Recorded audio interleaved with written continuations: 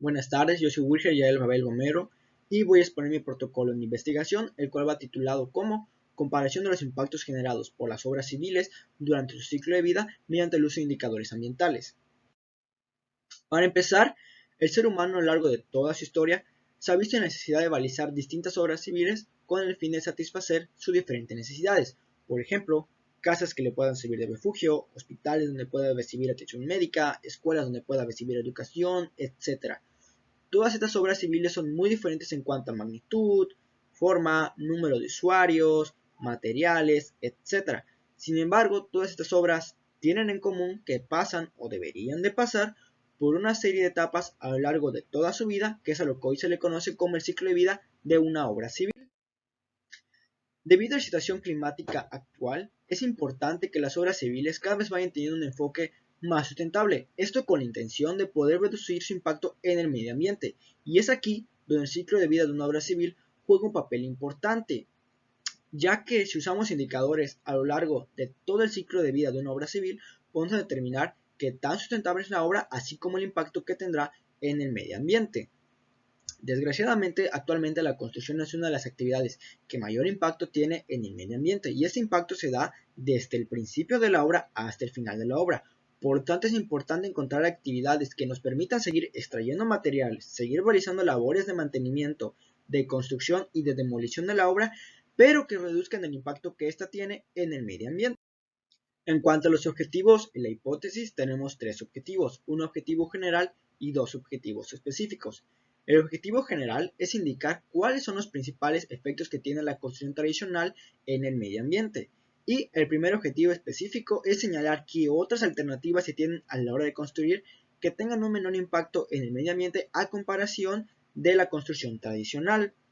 El segundo objetivo específico es indicar qué beneficios tienen estas alternativas a comparación de la construcción tradicional. En cuanto a la hipótesis, se planteó que las alternativas propuestas no solo generan un menor impacto en el medio ambiente, sino también en el costo.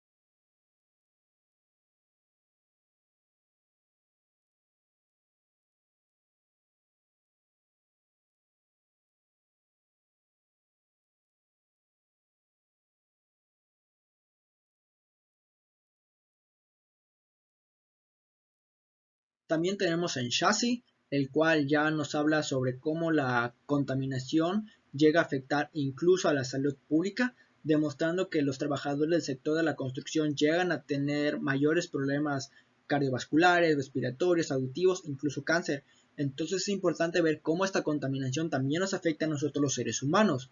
También tenemos a Galindo, el cual también nos vuelve a hablar sobre las maquinarias y cómo estas van afectando las características del agua, del suelo, del aire, cambios en medios bióticos y abióticos e incluso otra vez afectando a las personas, ocasionando que éstas se desplacen, afectando centros históricos y la memoria cultural. Finalmente tenemos a Hernández, el cual en un primer estudio nos habla sobre cómo actividades como la nivelación,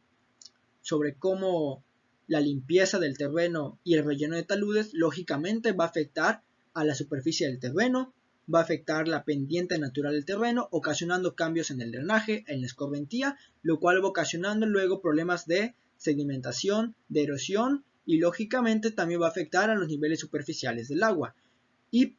para finalizar tenemos otro estudio de Hernández, pero este estudio ya se realiza con túneles y este estudio nos va hablando más bien de cómo va afectando la transformación de las áreas, cómo se va modificando los relieves de la zona, su estructura, el uso y la calidad del suelo, así como la distribución de la flora y la fauna y la calidad de vida de los habitantes de esas zonas afectadas. Bueno, en cuanto a la metodología, la investigación es de tipo documental debido a que se va a realizar un análisis de la información ya existente sobre el tema seleccionado y gracias a este análisis se van a establecer relaciones, tomar posturas, realizar comparaciones, etc. Por lo mismo que es una investigación de tipo documental, las fuentes de información van a ser secundarias y el método de colección seleccionado va a ser la revisión documental, en la cual pues básicamente vamos a consultar libros, revistas, tesis, artículos científicos, etc. De manera resumida, la metodología va a ser la siguiente. Lógicamente, primero se va a realizar el análisis de la información. Luego, gracias al uso de indicadores ambientales, vamos a determinar cuáles son los principales impactos producidos en cada una de las etapas del ciclo de vida de una obra civil, cuáles son los efectos de estos impactos generados y luego vamos a proponer alternativas sustentables para cada una de las etapas del ciclo de vida de una obra civil y también vamos a realizar un análisis de los impactos de estas nuevas alternativas y cuál es el efecto de estos impactos. Luego vamos a comparar los impactos y los efectos generados por los métodos tradicionales contra los impactos y efectos generados con los métodos sustentables. Luego vamos a ver cuáles son los beneficios que se presentan con las nuevas alternativas y vamos a analizar si realmente hay una diferencia significativa entre los impactos generados con las alternativas antiguas y las alternativas sustentables propuestas. En cuanto al plan de análisis de resultados, debido a que son varias las etapas que componen el ciclo de vida de una obra civil y por cada etapa vamos a usar varios indicadores, pues para que la información esté dispersa o no se revuelva, pues vamos a hacer uso de fichas metodológicas y se va a hacer una ficha por cada indicador. Igualmente, con el fin de analizar la información de manera rápida, vamos a usar las gráficas de barras, ya que de manera muy visual nos permiten observar tendencias y realizar comparaciones. Bien, en cuanto al índice tentativo de la tesis, lo primero que vamos a poner es la introducción, ya que eso es lo que le va a llamar la atención al lector y le va a animar a leerse por nuestro trabajo. También vamos a poner el planteamiento del problema de investigación para que el lector entienda el porqué del trabajo, luego los objetivos, la justificación, antecedentes que puedan hacer que el lector comprenda más el tema y a su vez entienda la importancia de por qué hacerlo, un marco teórico para poder orientar mejor al lector sobre conceptos básicos que debería de saber. En cuanto a los capítulos, el capítulo 1, que es el ciclo de vida de un proyecto de construcción, en este capítulo básicamente voy a hablar sobre qué es el ciclo de vida de un proyecto de construcción, el análisis del ciclo de vida y las etapas de un proyecto de construcción. En el capítulo 2, que son los indicadores de impacto de un proyecto de construcción, se va a definir qué es un indicador de impacto, las características que debe tener, cómo se usan estos indicadores de impacto, qué es un indicador primario, qué es un indicador secundario, la clasificación de los indicadores dependiendo de los parámetros, los tipos de los efectos de los impactos y un listado orientativo de estos indicadores de impacto. El capítulo 3, que es el impacto ambiental de las etapas de extracción, procesado y transporte de las materias primas para una obra civil. Este capítulo abarca estas etapas en específico porque son todas las etapas que van antes de que inicie el proceso como tal de la construcción. Entonces,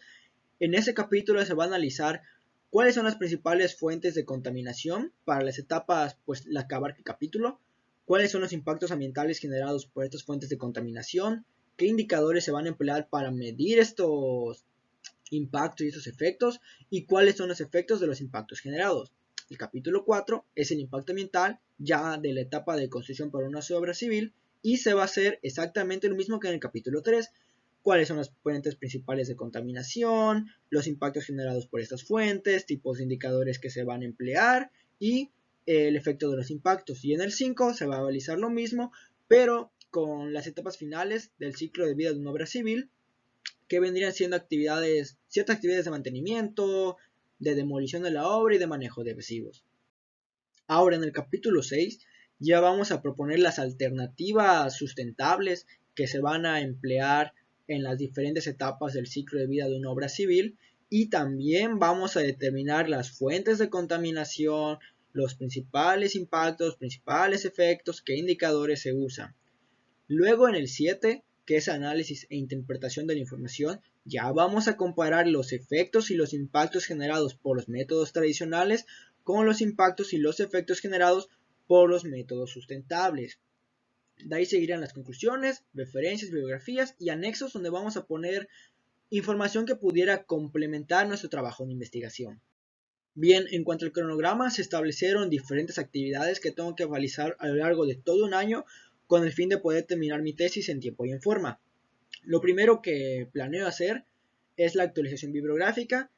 que sería volver a revisar fuentes de información, otra revisión documental con el fin de refrescar la información que pues se ha consultado.